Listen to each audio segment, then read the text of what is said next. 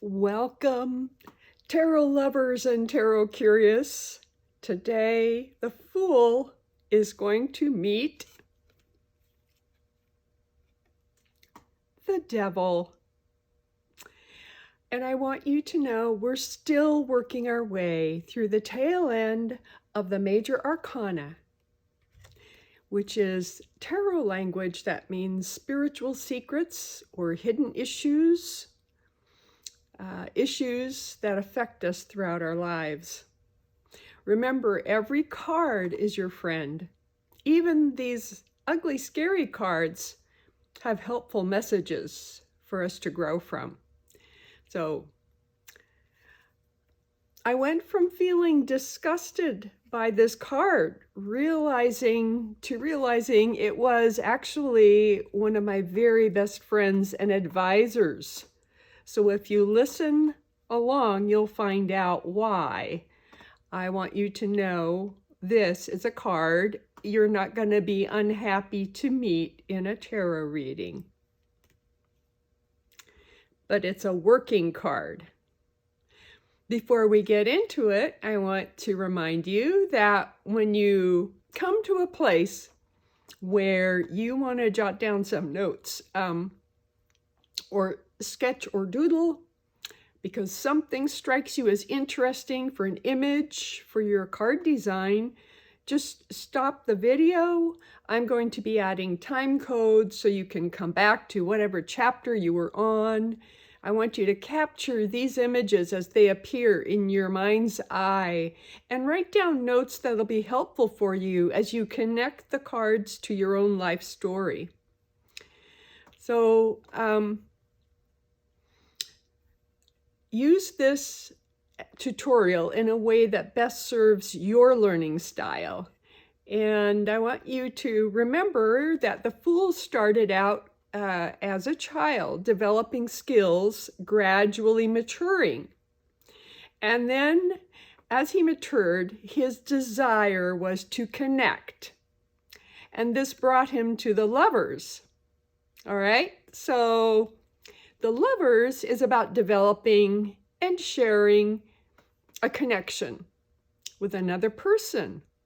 However, more importantly, the Fool needs to learn about accessing his shadow in order to accept and assimilate parts of him he fears, represses, and hides. If he ignores these parts of him, they could foil his best plans, become his weakest link, or create obstacles for future growth if he ignores them entirely. So to learn more about shadow work, go back and watch the show on the Temperance Card, where we discuss Carl Jung and mention shadow work as part of a process the cards are used for. There is no mistake that the Devil card looks very similar to the Lover's card. Here we have a couple in the Devil's card who are choosing to be enslaved rather than brought together and united. Before we get into the detail of this card, the Devil, I want to hold these two cards up for you to consider and respond to. Take time out to doodle on scratch paper and allow your mind to free flow. Allow images to flow through your writing randomly, and then set aside these doodles and sketches for later when you're designing your card. So I will just hold these up for a while.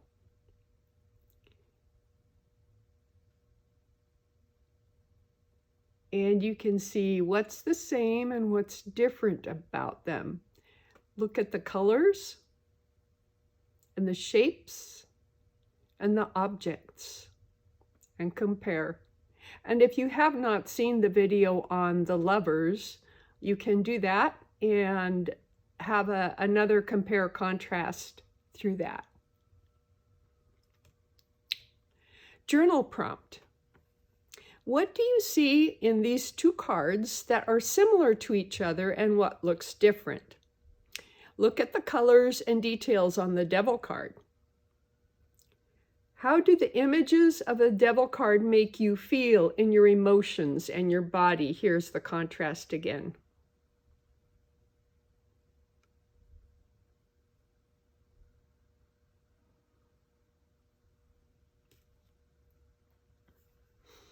The key aspect of the image, most pointed out by tarot readers, is the fact that the loose chains around the people's necks show that the people chose to be limited with the goat man overlord.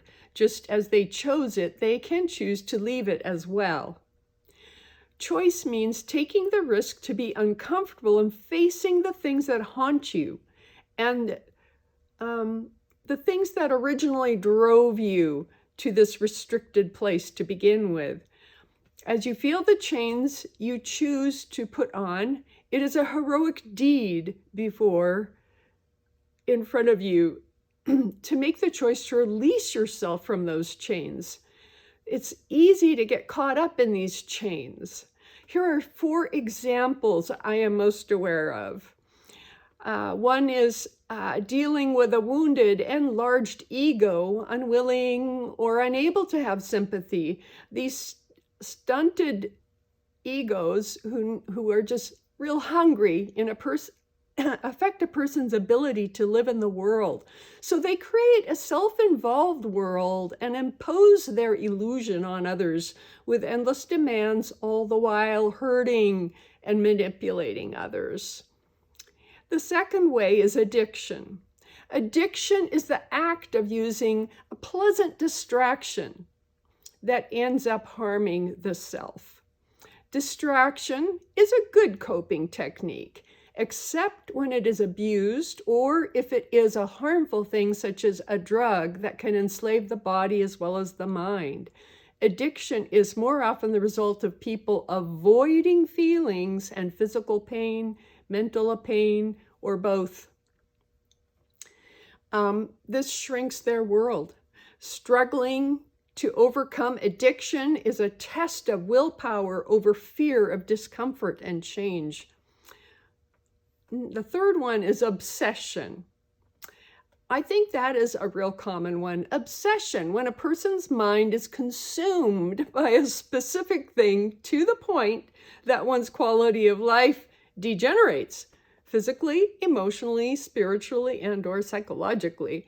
If left unattended, it can stunt personal development and alter the soul's journey, make it a little harder to get to where you want to go. And the fourth reason is really common, I think, when a person feels stuck or restricted because of a situation. Being stuck is a choice and could indicate learned helplessness brought on by a history of trauma and abuse and persistent failure. This makes people's life story shrink. Their ego helps them construct a mirage based on fear of further failings. This is how I see the devil in all of these situations. He is a Sherpa, the mountain guide, ready to warn us of dangerous situations as we cross the mountains on our soul's journey. This is not a restrictive message. It is a message of warning, hope, and deliverance. See the light he holds? Remember that fire is symbolic of inspiration, and the devil is symbolic of hidden knowledge.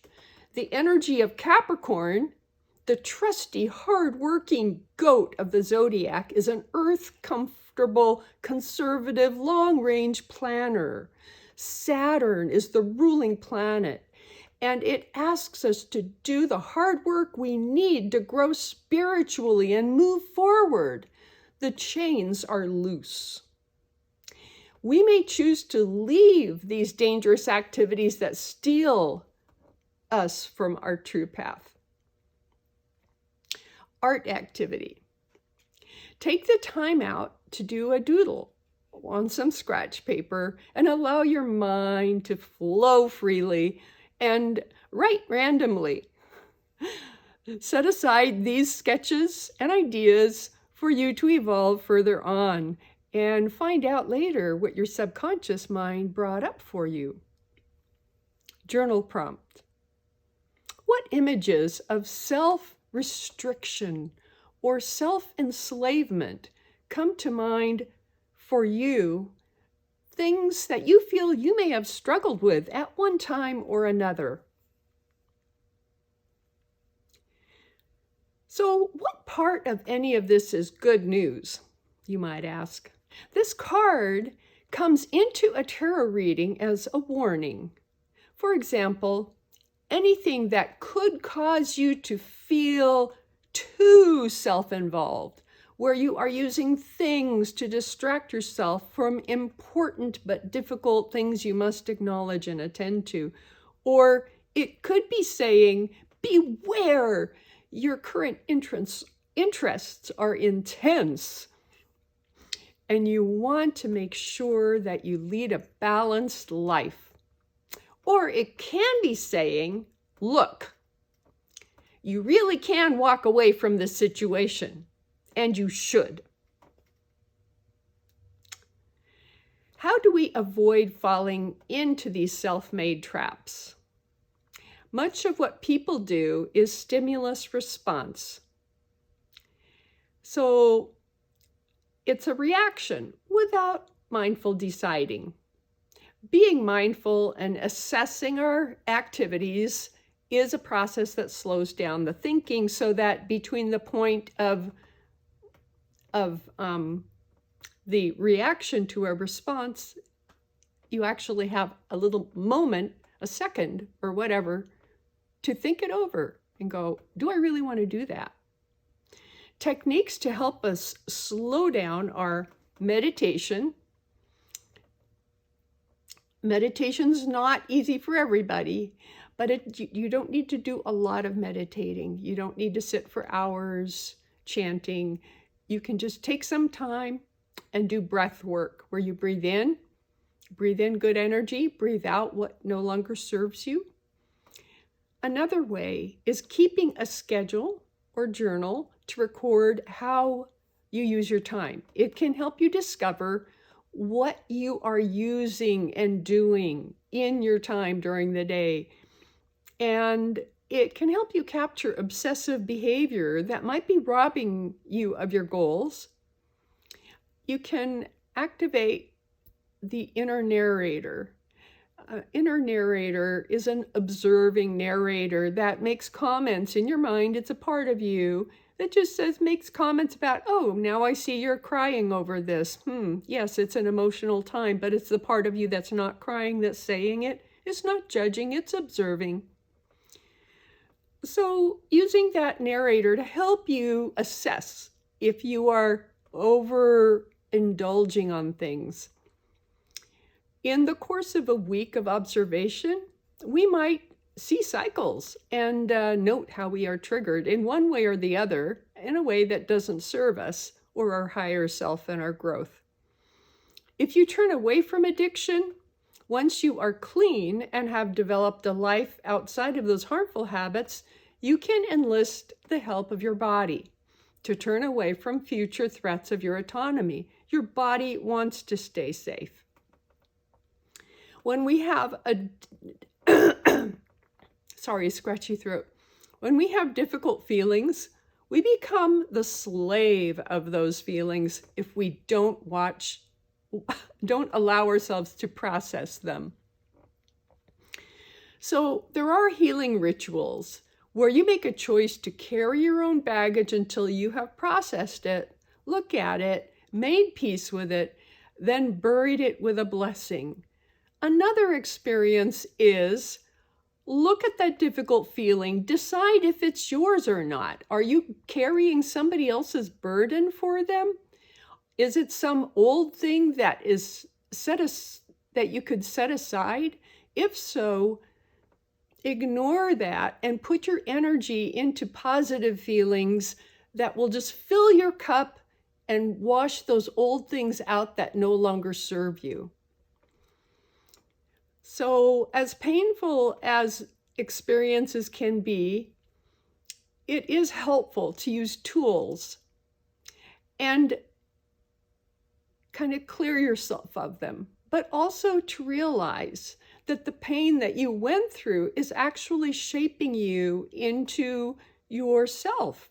You have pain, you experience it, you learn from it, you move on, you become connected to who you are, you've grown past it. It's a wonderful way to build your wiser, mindful you to help you along your soul's path. Choice can be a fear-based thing. It can inspire and give you hope too. So if you choose out of fear, you're constricting usually. If you choose because of inspiration or hope, you're expanding.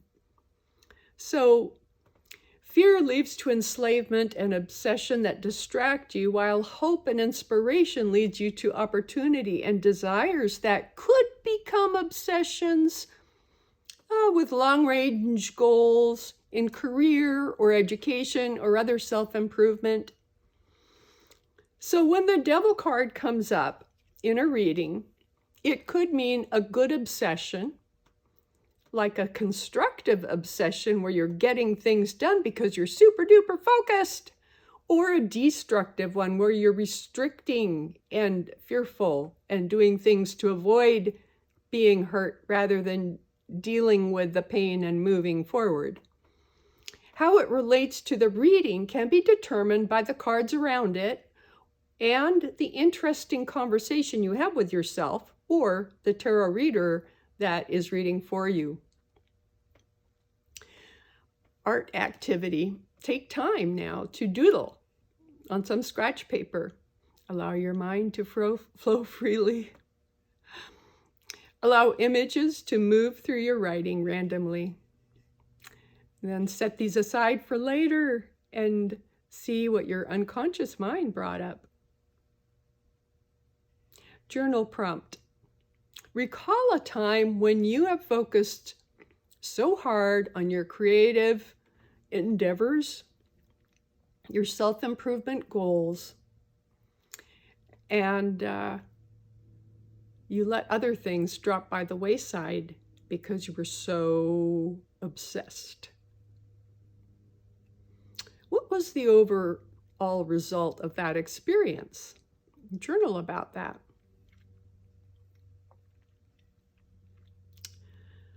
So we've covered a lot of ground with this hardworking card. Take a moment now to sit quietly in a chair and feel the weight of your body as you plant your feet on the floor and take some long, slow, cleansing breaths. Pull in the energy of the devil.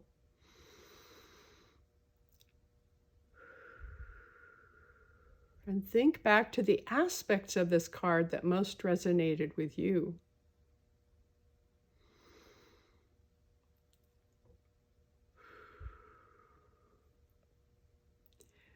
Feel the energy of listening for warnings.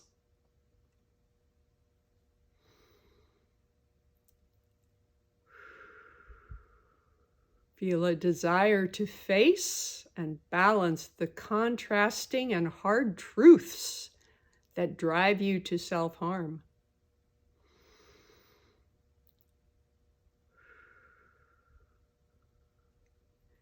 Feel a desire to give up on fear and embrace loving yourself.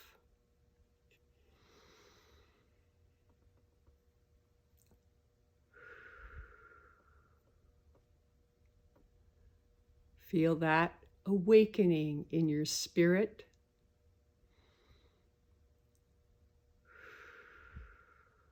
Mind.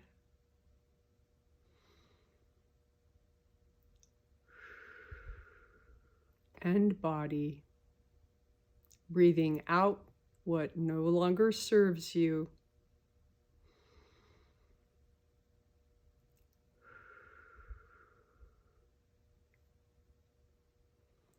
After some cleansing breaths, just sit And thank yourself for this practice of connecting to the devil and following the Fool on his journey. As you quietly come back into your awareness, consider the expansion these tarot cards are providing as you connect with your own life story in a powerful way. I hope you enjoy unleashing your unconscious mind with the creative ideas that you have drawn from the Devil card. Our Sherpa in the mountains along our path. Thank you. He's there with a stop sign. Stop. He's there with a warning sign. Bumpy road. He's there to remind us to check our seat belts. He's there to tell us we can walk away from our problem because we are causing this problem, and we can unleash ourselves and take that brave step forward to face what we need to face.